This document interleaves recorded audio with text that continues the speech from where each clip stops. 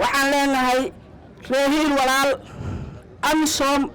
ku soo dhawaada gobolka galgaduud magaalo madaxdiisa isla markaasna ah magaalo madaxda dowlad goboleedka galmudug meeshaan sidii xildhibaanku uu sheegay gudoomiyaha amni darro amisom loogu yeero ma ka jirinin laakiin waxa aan rabnaa inaad nala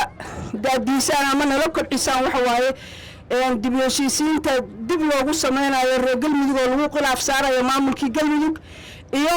maxaa la yiraahdaa dib u doorashadoodii labaad ee reer galmudug inaad nagala qayb qaadatiin kaalintii muxuu ahaa amisom iyo kaalintii muxuu ahaa hiil walaal iyo dhammaan aad nagala qayb qaadatiin nala daadiisiin geedi socodkaas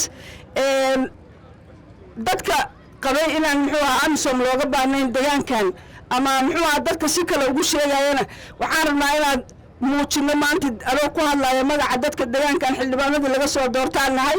waxaan rabnaa inaan u sheegno ama indhowda ay ku arkaan inaan reer galmudug aysan diidanayn ciidamada amisom isla markaas kaba sii deeranay reer jabuuti oo hiil walaal ah inaysan diidanayn adinkana gurigiina aad timaadeen kalsooni ku jooga kalsooni ku soo toosa waajibkiina shaqada ku guta